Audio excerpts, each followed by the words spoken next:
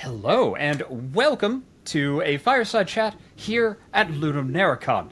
My name is Jacob Burgess. I am a voice actor. I'm a games writer. I do video game marketing. I've been working in the video game industry and narrative or narrative adjacent for quite some time, and I am absolutely delighted to be joined by a friend of mine who I have not seen in a very long time, Cassandra Khaw. I hope I'm motioning in the right direction. I don't know where you're going to be oriented, so I'm just going to do this. There we go. Awesome. So for the folks that may not know you or have worked with you as I have, give your pitch. Introduce yourself to the fine audience we have out there. Oh God. This is always the most terrifying part of any kind of appearance for me for some reason. I'm so bad at it. You could let me do it. I could give it a shot. Do you want me to? That's even worse. You might see nice things about me. That'd be terrible. Hi, I'm Cassandra Khaw. By day, I work in the video games industry. I've worked with AAAs like Ubisoft, Warner Brothers, Montreal, and I've worked with teeny tiny indie studios, and I love all of it. Primarily work as a narrative designer these days, and by night, I write a lot of books. I am always writing books. I never stop writing books, and I will write books until the day I die, whether I like it or not. I have 2 very large cats, and I have not slept in 6 years, I feel. Would you be comfortable? These are all related. I swear to God, it's all related. What are your cats' names, if you don't mind? Oh, I don't share those publicly. I don't know okay, why. Cool. But that's I call one is codenamed Big Orange because she's 3 feet long and she has 1 brain cell, just 1, and the other is just a tortie because she is a tortoiseshell. But that's awesome. Yeah, and that's why I phrased the question that way, because sometimes people don't want to do that, and that's totally cool. I love the code names though; those are absolutely fantastic. How long has it been since we've actually seen each other? It's been 2 years. No, longer than. No, it's been longer than that because of lockdown. 2 years before lockdown. So that's probably 2 years before lockdown, since we were in the same years, actual space. Yeah, that's a damn long time. I mean, you have had a very, very long career. I'd like to just ask you what you've been up to since then, because I just want to catch up mostly. But to be actual professional and actually do this, can you kind of give I know, again, this is going to be complicated because I know how complicated and weird and awesome your trajectory through the games industry has been. Do you have a brief summary you could give the audience to get them a little better acquainted with you? Of the things I've done in the last 6 years. Well, I was just your general. How did you get started in the games industry? Oh, yeah. And then up to now, just a brief summary of your over decade-long career. So my background was actually in computer engineering. I wanted to go into forensics, but my mother was like, no child of mine will play with corpses. And then she was like, either you will take a degree in something related to computers or you will not go to school. And I'm like, cool. This will get funny shortly, and Jacob knows exactly why. Did that for a while, freelance as a computer engineer, and eventually a friend was like, hey, do you want to make a website for me? And I was like, sure, why not? I'll make a website for you. And then he was like, would you like to write an article on it? Because it was a video games website and kind of thing. And I'm like, sure, why not? Exactly 0 people read the article. I took a lot of offense to that, and I was 25 at the time, and I had less brain cells than my orange cat. So I took all of my savings, went to GDC, and couch surfed my way across the world for a while, basically shouting at editors and video game and tech websites until they let me write for them. And that went on for about 10 years. After that, eventually I did a 2-year stint as a business developer, and then from there ended up going into narrative design. The first thing I worked on was She Remembered Caterpillars, which somehow won Best Kids Game at the German Game Awards, despite it being a puzzle game about invasive brain surgery. I distinctly remember when we got that award, I was frantically typing it by German collaborators. Is something lost in the translation? Google Translate says we won Best Kids Game. And I remember they were like, yeah, no, that's correct. We have no idea how that happened too, but none of us are going to complain. I'm like, no, none of us will complain about this at all. I remember that. That was very odd.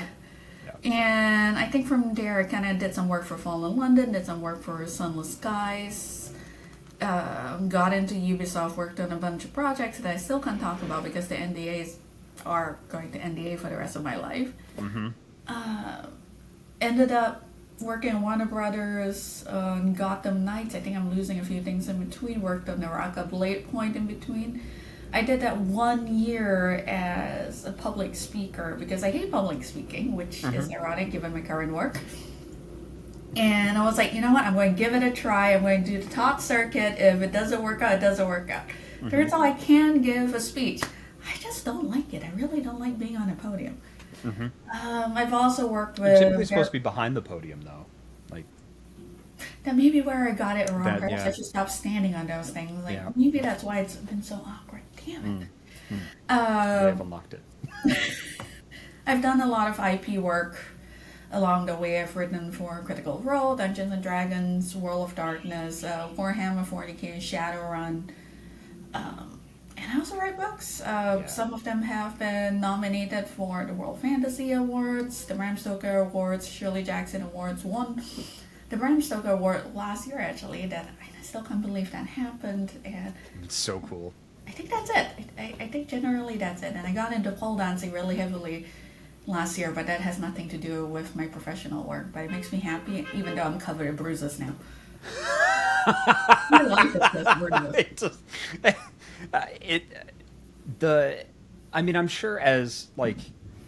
I'm sure as a writer you'll agree that like everything you Also, engage. Big Orange is like right over there.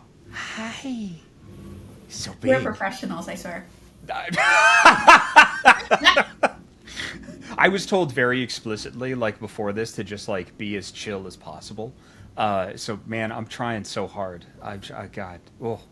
Anyway, so just to kind of go back to like the hobbies and stuff. Like I'm sure you'll agree. Like as a writer and a narrative designer, like it's important to have like grist for the mill. Like everything that you engage in outside of writing.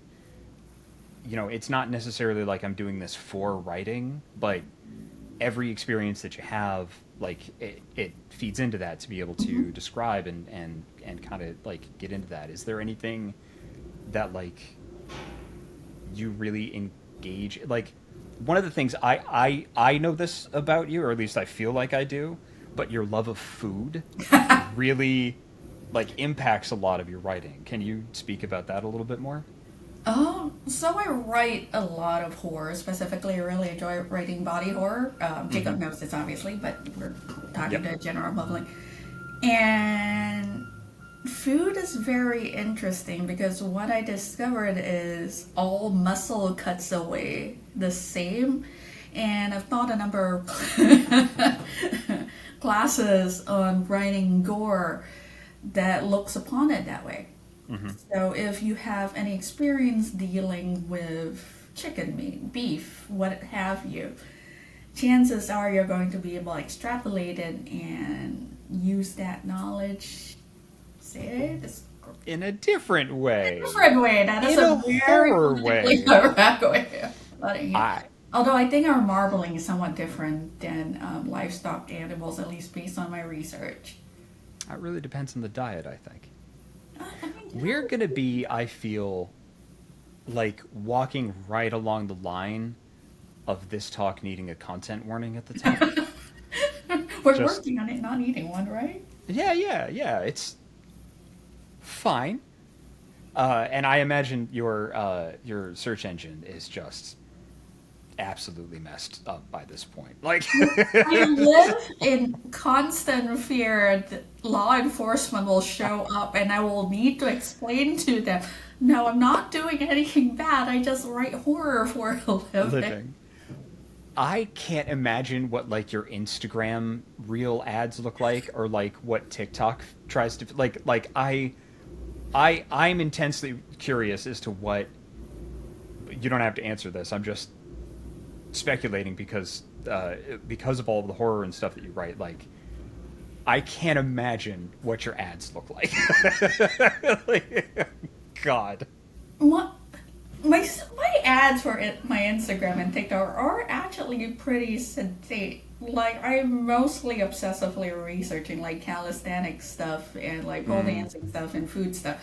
So like that's fine. It's my Google search history that's a problem, and maybe some of my folders, because there are a surprisingly large amount of very generous academics who upload very detailed information on what autopsies would look like and the consequences of certain injuries and diseases, and I have an encyclopedia of all of that.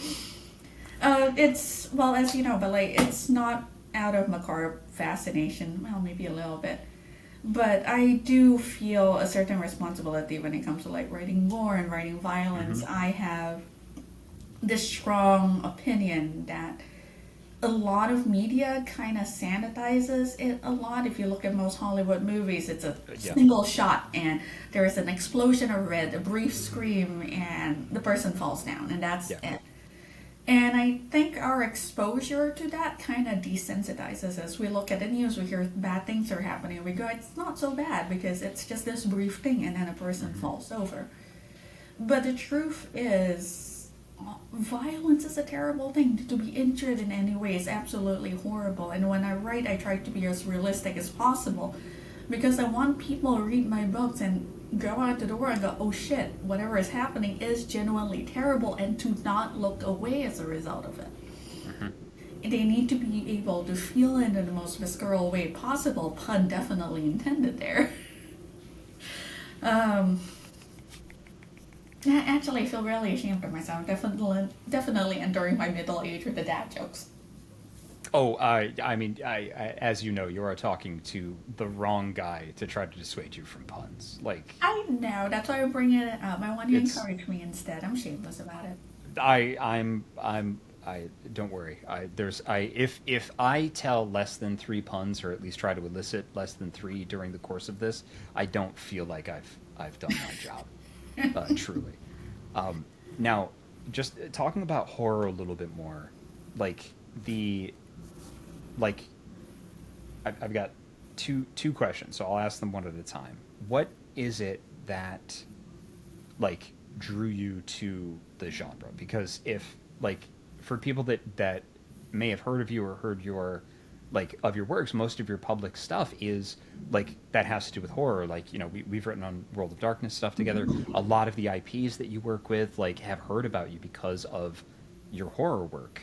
What draws you to that? Like, what originally drew you to like writing primarily in horror or wanting to explore various aspects of it? A big part of it, I think, is my background. And I grew up in Malaysia. And there was this one writer whose name escapes me right now, who says that there are more ghosts in Malaysia than there are people. And growing up, I lived and breathed ghost stories constantly. Every year, the Hungry Ghosts Festival would unfold, and every neighborhood would have this enormous stage erected, and people would dance and perform, and they would do still so until like 4 or 5 a.m. in the morning to an empty audience, because these performances were never meant for the living. They were always meant for the dead. And when you live with so much of that, with so many supernatural stories around you, it's hard to separate yourself from it. It was part of my world. It's like trying to pretend that different cuisines don't exist. Horror has always been a fundamental part of me. And I think as I got older, as I became a bit of a nomad, other things kind of evolved from that as well, cementing that love. The idea that the things you hear, the brief things that you see, could mean something terrible, and how quickly we dismiss it, it kind of stuck with me. I think like a few years into it, it struck me it was possible I might vanish between one destination and another, and because I never really told people where I was for the most part, no one would know until it was way too late. Mm-hmm. And looking at all that horror that happens constantly as a result of things like this, how many people just vanish, it made me want to continue telling those stories. Especially since, and this is something that I kind of managed to ratify in recent years, horror is one of those few things that we all understand, regardless of our background, regardless of our age. It doesn't matter that I grew up in Malaysia. It doesn't matter if a reader grew up in, I don't know, Alaska and Antarctica.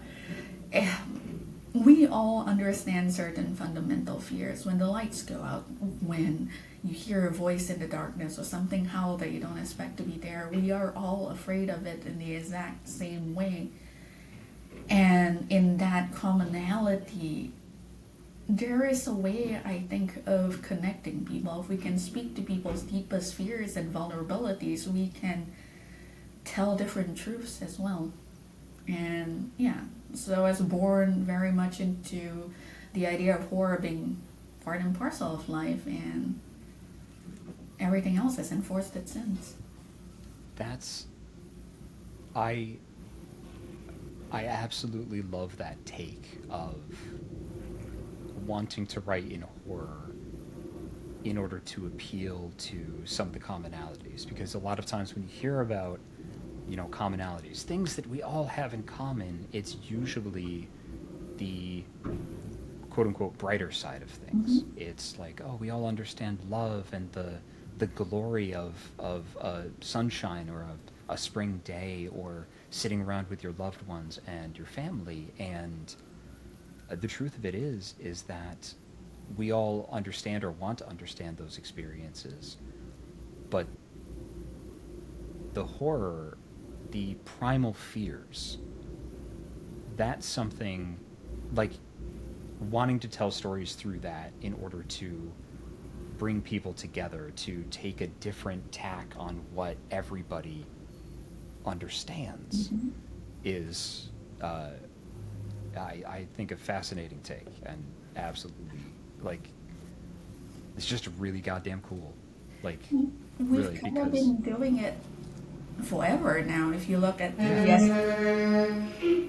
SCP Foundation, the SCP mm-hmm. Foundation, if you look at urban legends, if you looked at all the stories are told around campfires, we've been trying to find that common ground for as long as humans have been telling stories. Yeah. And I think we do it partly because we want to tell each other it's okay to be afraid, that someone else feels the exact same way. I don't feel personally that a lot of people that engage with horror, or like, write horror, take that extra step a lot of times to see the commonalities behind it, that may, like, to actually recognize it and see it and put that forward and have that be a primary motivation. I don't know that a lot of people, I don't know if a lot of people see it that way, and it's an awesome way to see it, because a lot of people just kind of like stop it, like, I like the tingles, or just like, like, I like to gross myself out, without also being like, oh, this is something that affects you, this is something that you're also afraid of, and having that be something that actually brings people together. That's awesome. I think it might be a generational thing as well. I don't think horror writers in the past necessarily leaned into it, but a lot of contemporary writers do, I feel, especially queer horror writers. Oh, yes. Yeah. Oh, I'm sorry. I was absolutely agreeing. If you had more to say, I didn't mean to interrupt. I was also very slightly distracted. I was hoping like, she is very large. Like, she is about 4 feet away from me, and she's still, yeah. That's a big cat. I remember getting her and thinking, like, oh, this is a complete segue, and like, was like, this is not bad. All my friends who have Maine Coons don't look like they're about to get eaten by their Maine Coons. And it was only after the first, I think, 7 months that I realized that all my friends were like 5'9" and above. And I am not 5'9" in height. I am a lot smaller. And I live in deep, deep, genuine fear that one of these days my cats are going to realize I'm not that much bigger than them. And they can't actually eat me if I'm not careful. I love you so much. I'm terrified that you're going to realize something someday. Okay. Yep. Yeah. Huge. So to go back to the horror aspect, the I love your viewpoints on this are just so fascinating. Vacuuming after cat for every day is also a kind of horror. Sorry, continue. In the other genres that you've written, like, do you find the task switching to be a challenge sometimes? Like, do you feel like sometimes you've got to pull yourself back if you're writing in another genre, or, you know, contract writing and things like that? Sometimes it's not, you know, you're literally just like, hey, write this quest. You've got to go find 18 bottle caps from, you know, Champo the Magical Clown. Do you find, well, all right, that's definitely a horror thing. But do you find that it's like difficult to not infuse all of your writing? Do you feel like you're so steeped in horror that like sometimes it's a challenge to pull yourself back from that? Sometimes I know that's something that I find. Like, I tend to want to make everything even just a little bit existentially creepy. I do that all the time. I've been very, very lucky to have very good leads who generally drop me on things that are horror focused for everyone's sanity. But every now and then I will get responses from my various leads going like, Cass, this is entirely too dark. What the hell? I won't name the company. I won't name the specific lead or the project, sure, because I don't know if this is like NDA or even will be in the final project. But like one of her lead level designers once pinged me and was like, Cass, with all respect, what is wrong with you? This is the darkest thing I've ever seen in my life. Pull it back. I'm like, okay, sorry, Jane. You said you want the dark. And I distinctly remember he was like, not that dark. It was so horrible. Oh, that's really funny. Like, you're at a 10, and we need you down here at a, like, not giving people therapy bills. Yes, that is actually genuinely something someone has said to me. We don't want our players to need therapy after this. Pull it back, okay. Oh my god. Is it, like, is that frustrating? Or is it just, like, part of, like, you know, the good feedback back and forth? Like, and it's a good feedback. I generally trust my editors. I trust my leads. It might really just be because I've worked with incredibly good people so far in my career and I've lucked out that way. And I enjoy that feedback. I enjoy the constructive criticism. I enjoy being given new guidelines and new ways of approaching things. I tend to see the world as a bit of a puzzle or like a tangled ball of yarn, and my greatest enjoyment in life is just yanking the strings out and figuring out how everything works. yeah. Because I think if I ever end up in a situation where I feel like I know everything or everything is easy, I would lose my mind and need to go to something else. Yeah. I enjoy being not perfect at all the things. Honestly, I enjoy being terrible at a lot of things. It's part of growth. That's yeah. And that's something that I'm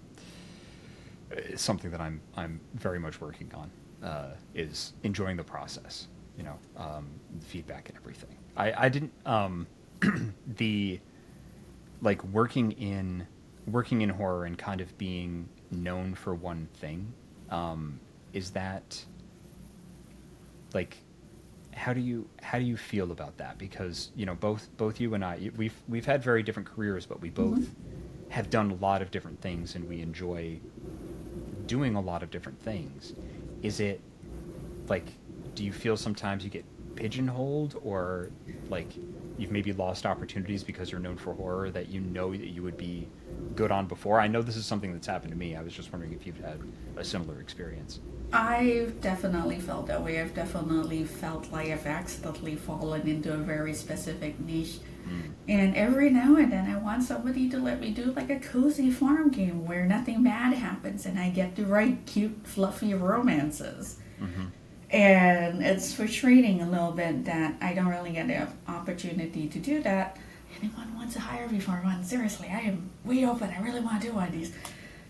But that said... and they're very good. Yeah, that said, sorry. Worse. I am happy I have the work that I have, and I'm happy to be known for the things that I have. One cannot be all of the things at the same time, and all I can say is I hope that to me in the alternate timeline I got to write cozy games is also enjoying Dear Current Pigeonhole. Yeah, it's yeah, especially when you see a project that like you really would love to do and like you know, you feel like you'd be really good for. Like I get cast, like when I do creative stuff, I get cast a lot as villains. And like, well, you're so nice. Yeah. Thank you. But I tend to get cast a lot as like, you know, villains or like, you know, deeper and darker characters and stuff. And I'm just like, I could play the goofy buddy. I would like to. No? Okay, cool. All right. Yeah. So yeah, exactly. They're like, nah, could you just be a real douchebag? It'd be like, all right, yeah, I can do that. With the, like, kind of going off of the, like, you have an incredibly wide skill set. Like, you've done a ton in your game industry career. And especially with, like, even just within narrative and writing, you have done an incredible amount. Like, you've worked for AAA, you've worked for indies, you've written novels, oftentimes all at the same time. Like, yeah, like how, like what's the switch between those? Like what's translatable, what's not, among those like three kind of like things that you have done? Not to say that you've only done those three things, but just within the context of narrative and like your career. So, not everyone agrees with me on this, but at least the way I see it personally, there is nothing really translatable between writing books and writing video games aside from, you know, basic knowledge of grammar, story, plot, what have you. Mm-hmm. Because when you, let me walk that back a little bit.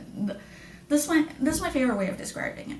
So with linear fiction, like books, like movies, like radio plays, and what have you, there is almost this covenant between the audience and the creator. The creator says, hey, I'm going to lead you down this experience for about anywhere between 2 to 10 hours. Do you trust me in this? Mm-hmm. And the audience says, okay, sure, cool. And then the creator just walks them down this path filled with like great visuals, sound, story, what have you. But it's very much something led by the creator. Now, the audience doesn't have to stay for like the whole thing. They don't have to like it either. They mm-hmm. can quit the show halfway. They can drop the book, burn it on a fire, whatever they want. But there is this agreement between creator and audience. This is how the story will unfold. Video games, however, and that's a whole different thing. With every video game, regardless of whether it's a point-and-click adventure game, there's always this sense that there is a wider world out there. There is an infinite universe that you can go out and explore. It's just that this path is way more exciting. You could probably jump into a tiny little boat and sail off from Skull Island and never investigate what's happening in Monkey Island. But you want to know, though, because LeChuck and everything else is that interesting. And that illusion of infinite choice, this illusion of this enormous world, it is a completely different thing to create. You have to do it very subtly, you have to do it very quietly, you have to account for every possible thing that a player might think, and then you have to kind of gently nudge them aside. And you have to do all of this while respecting the fact that you have geniuses in every single other department. And I mean this in the actual genius, not sarcastic genius sort of way. Let me be clear. In every department, working on their own respective areas, creating this experience, and everything you write must enhance that. You have to have your narrative support the level design, the art, the sound. All of this is a collaboration. You are nothing more than an organ in this enormous creature, and you have to work together to make it live and breathe and do what it needs to do. And that's such a different skill set, and I enjoy it so much. So I don't see anything translatable between video games and writing books, at least for me. But in terms of AAA and indie, that one's a more interesting question. I think it's the first time anyone's asked me that. I think with AAA, I learned to roll with the punches, and I learned very much to trust in the expertise of the other departments, because they have spent lifetimes training in things I will never be able to understand. And I've also learned to respect pipelines, to worship Jira and project planning, because the moment you let any of that slip, everything explodes in your face. Yeah. Oh, that sigh. That sigh. You know what I'm talking about. Yeah. Unfortunately. Yeah. And but with indies, there's also learning to be a polygon and picking up the slack when people need you to pick up the slack, and working with people and creating collaborations and working with smaller resources.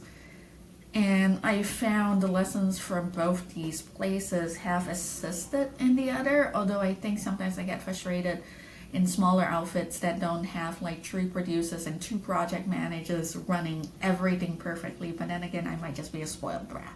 I love my project managers. They are my favorite people in the world. Oh, I bless them. Like a thousand blessings for folks that help to wrangle creatives, like a lot of the creative disciplines and things like that, because like you've really got to have like your right and left hemispheres like talking in order to be able to do that and to be able to communicate and yeah, it's 1,000 blessings on project managers, especially if you're in charge and help with creative departments. Like, oof, my goodness. Oh my God. Yeah. I have one project manager I will love for the rest of my life, simply because he was so in love with the process of project management. And I remember once he was like, look at my Gantt chart. Doesn't it look so beautiful? Everything's perfectly where it is. And the man's passion for order, like, I will respect that. Like, goodness, I've never seen someone so happy at the sight of a Gantt chart. That to me, like that sort of way of thinking, you know, so every once in a while you read something that just challenges you, or you're like, hey, like, I get it. Thank you article, thank you book, thank you person, whatever, for explaining that to me. That's something I will never understand. That's just an aspect of the world I will never get to engage in. And I'm okay with that.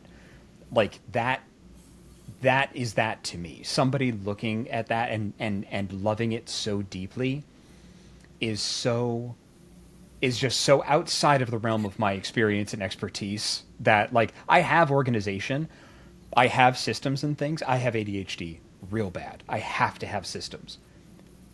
There is almost no force on this earth that will make me love it. It's like exercise and working out. I do it for my mental health. I have to. I hate it every time. I'm trying to change my mindset, but boy, that is something that is so far outside. I just can't do that. And I admire and respect the hell out of people that do that, because like they're such unsung heroes, especially in the realm of like narrative as well. Like, you know, especially to have editors and project managers just kind of very gently just be like, pencils down. You have to stop now. Like, no, but there's just one little thing. No. Just shh. It's, shh, this is mine now. No, you have to. And then they jangle keys and like throw them over. And yeah, like I respect the hell out of those positions because they are almost necessary. You necessary. Yes.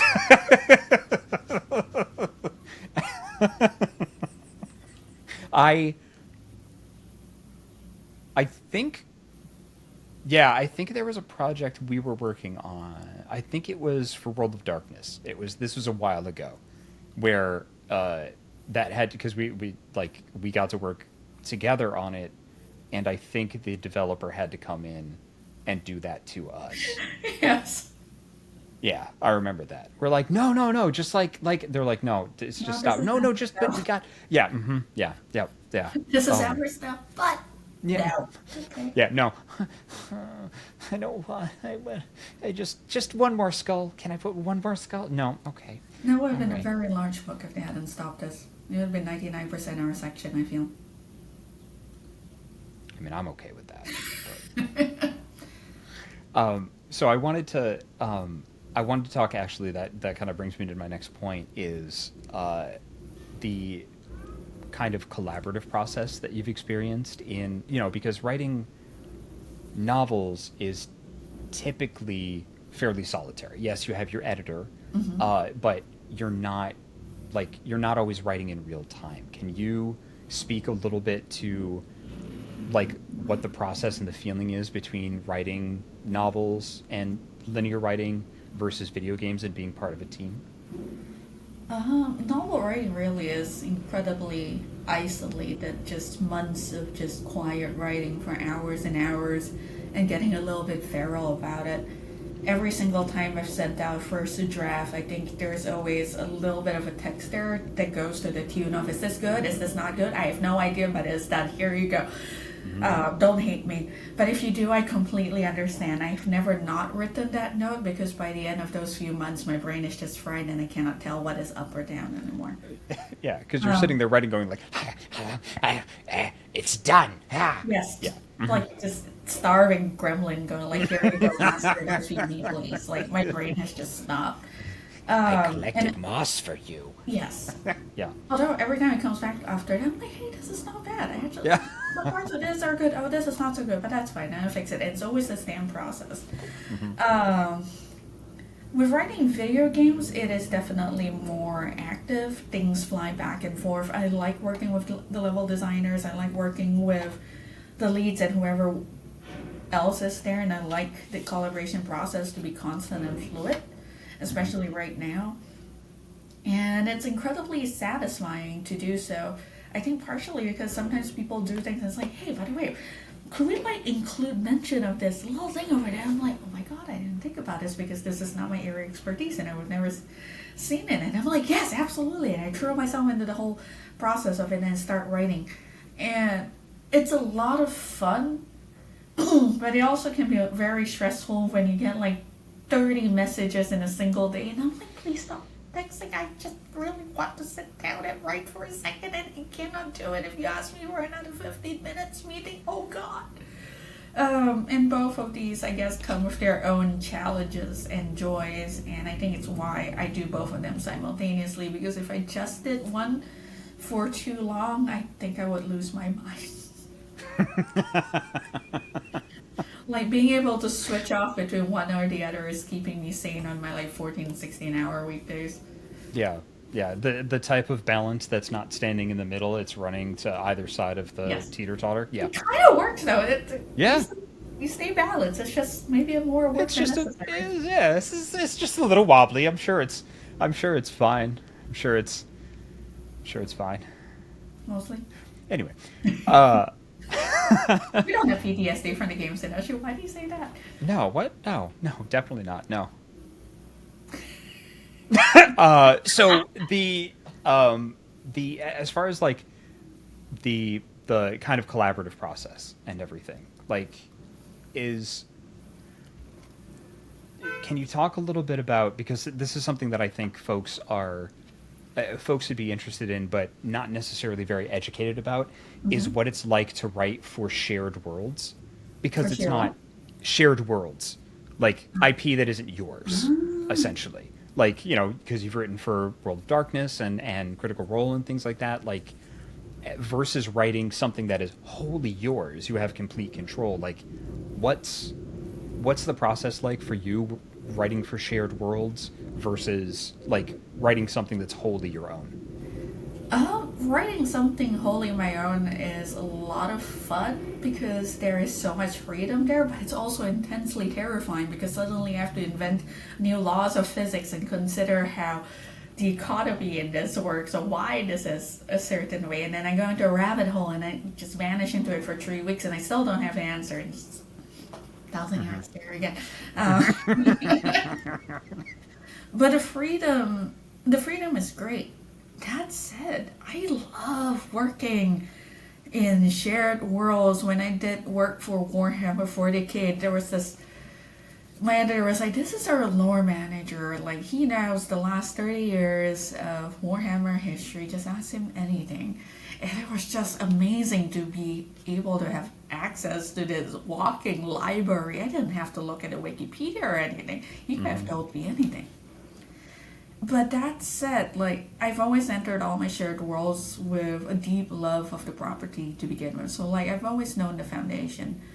And when I've been uncertain of when I've needed to fix something, I've always been lucky to have collaborators go, "Okay, we really like your core idea. Why don't we try X, Y, and Z to make this happen?" And it's great. It works. In the process of doing that, of figuring out a middle ground, feels like a miracle of creation each time. Like, that discovery process is great. Yeah. And once again, I've been really lucky. All my collaborators on shared worlds, they've always been willing to work with me to make things happen. Like, I recall very recently, can't talk about it yet because I think this one's NDA.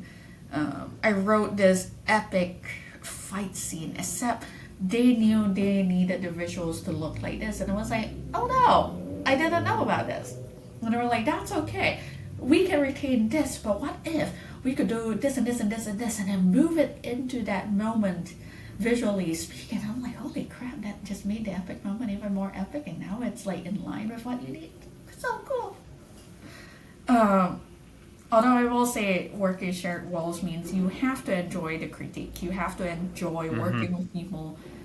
And you have to enjoy being told, "No, what about this instead?" If you are precious about your work and you need it to be exactly the way you are, it can be a frustrating process. Yeah. Because that was something that, like when I first started, like especially with shared worlds, and fortunately somebody wised me up before I started that, like, this isn't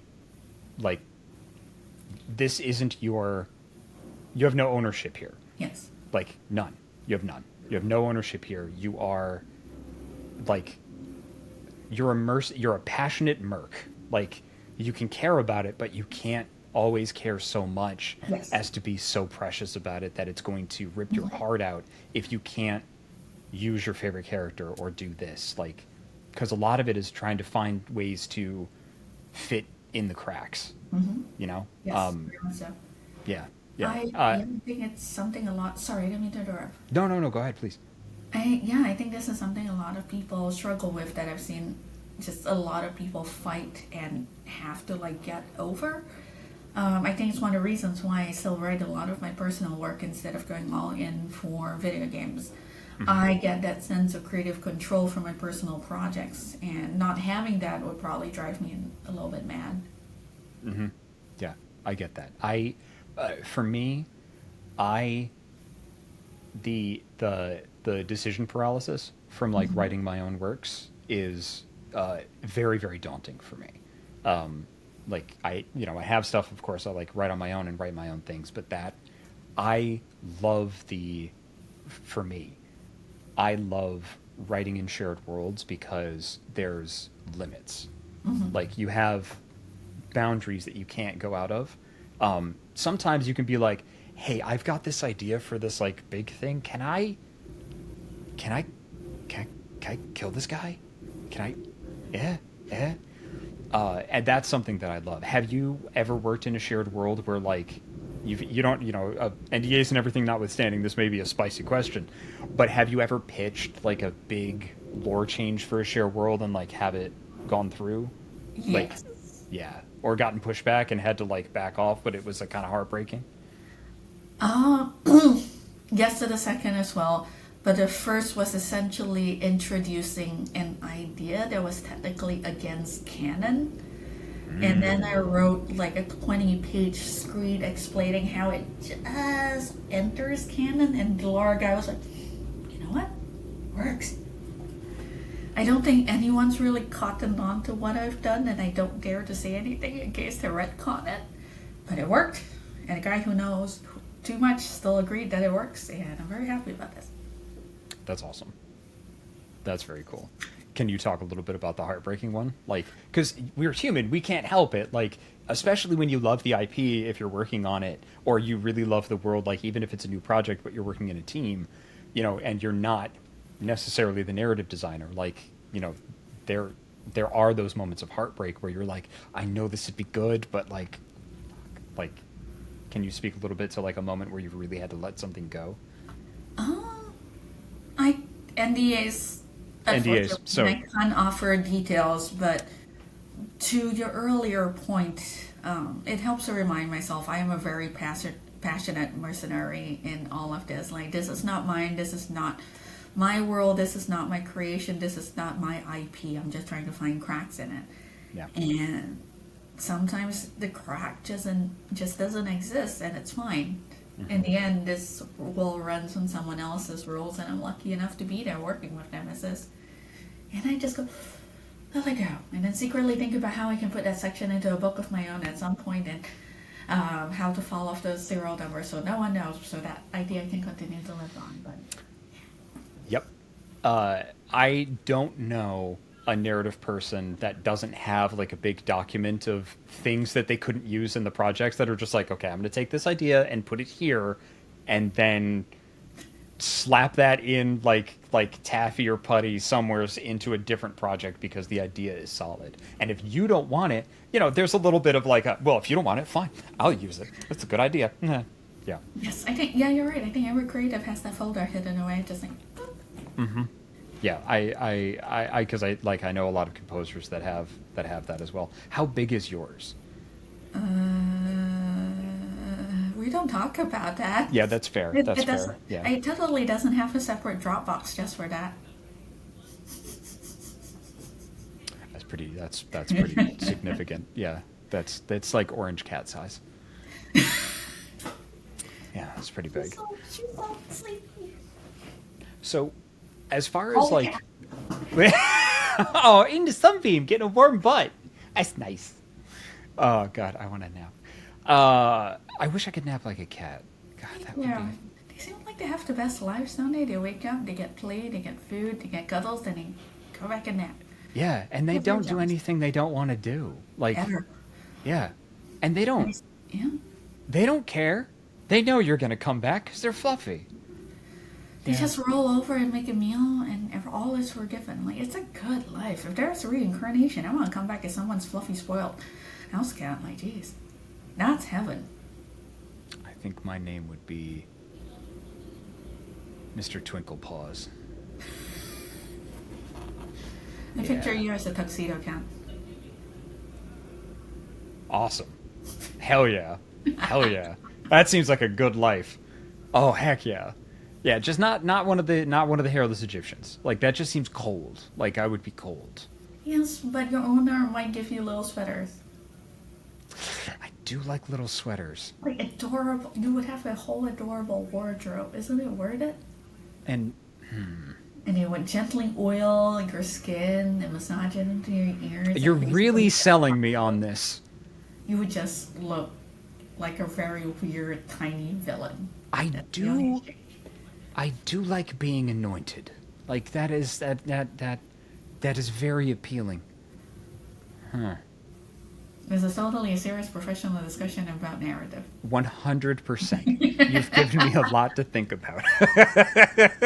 Tell me one narrative person that doesn't think about like a video game or like, fantasy or sci-fi or speculative fiction, like writer or narrative individual that doesn't somehow think of like, it'd be cool to be an airplane today, like, and think that through. Like, I defy you. I defy you to find one that doesn't think about being something or somebody else at some point.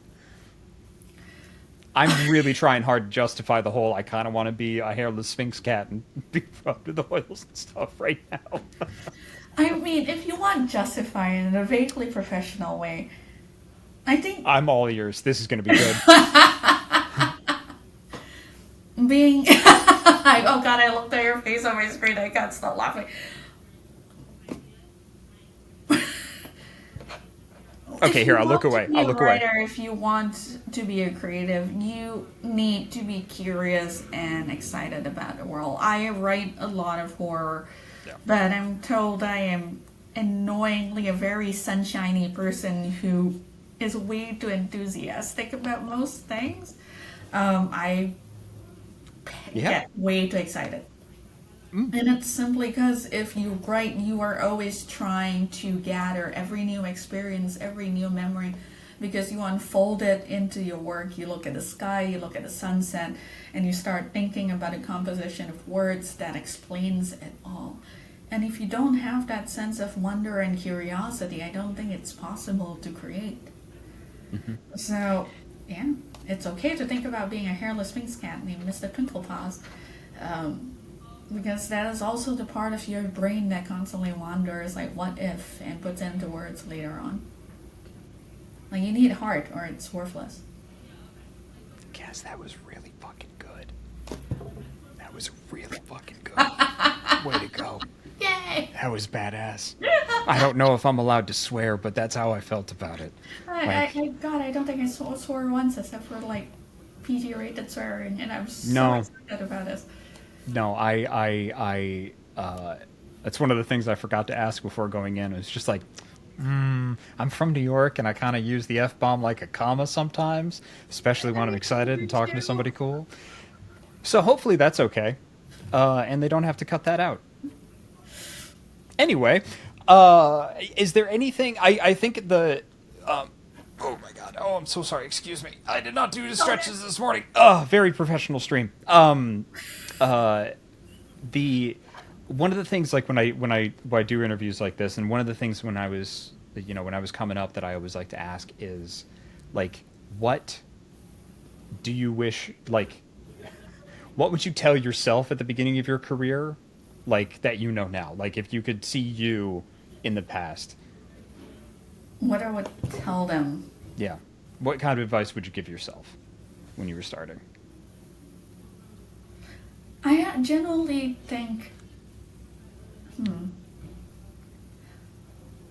I guess, on one hand, I want to say I don't want to tell my younger self anything. A lot of the lessons, even the difficult ones, were integral in making me who I am. I'm not ashamed of failures or fumbles, because you don't learn from success. You learn from when you fall over. But that said, if I had to give my younger self some kind of advice, it'd probably be just trust yourself. Always trust yourself. For better or for worse, you will learn something from it. That's really good. That's really, really good. So it's about time that we wrap up. I just kind of want to leave it, like, open for you, in case there's anything you want the people out there to know. Like, kind of about you, where they can find you on the internet, anything like that. Anything that you want to kind of plug at the end, like, I just did this thing, please go check it out. Let's see. I'm on Instagram at Cass Khaw, CASSKHAW. The only thing I have coming out this year, and I'm very excited about it, is my Lautna novel. I got to write a Lautna novel for Critical Role that rolls out in October. Everyone's favorite scary dead girl. I hope everyone loves her, and I hope everyone loves the secondary character we have in there. Like, she's one of my favorite things to have ever written. That's cool. I almost regret that she belongs to Critical Role now due to the nature of contracts and stuff, but it's okay. Let's see what else. The other unprofessional thing I want to say is like pole dancing is a lot of fun. It's essentially gymnastics with a very, very large metal pole, but you also get like bruises, like what have you. Oh, Lord. Mostly because you spend like hours basically hitting yourself with a metal bat. I totally recommend it because it's a lot of fun. And Yeah. that's it. I mean, I've seen like, because you've been working out a lot, like a lot of your Instagram pictures and like your progress and stuff has really been very inspiring, especially on my own fitness journey. Because there's been a lot of times where I'm like, well, if Cass can do it, that guy could probably swing it. Yeah, it's been very inspiring. It's been very cool. I will say though, if you're trying to get into pole sit when you're doing pole and you are an AMAT person, do not swing into the pole because you will punch yourself in the genitalia. And I saw that happen to someone recently. I'm sorry. Gently slid down. I think maybe I misheard. Did you say AMAT person? AMAT, assigned male at birth. Oh, assigned male. Thank you. Okay, I completely misheard that, and I was trying to figure it out through context and couldn't, so I thought I'd ask. Cool. Awesome. Well, thank you so much for joining us. Very quickly. Sorry, say again? Don't hit yourself with a metal pole too quickly. That's all. Yeah. Yep. Well, Cass, this has been awesome. It has been wonderful to catch up with you, just on a personal level, but just, on behalf of LudoNarraCon and this Fireside Chat, you so much for which having me. I sadly couldn't burn anything because I live in a basement apartment. This has been wonderful. And thank you so much for That's your so time, welcome. and thank you so much for being here. You're lovely. you. You're welcome. All right. Bye, all. Bye, everybody.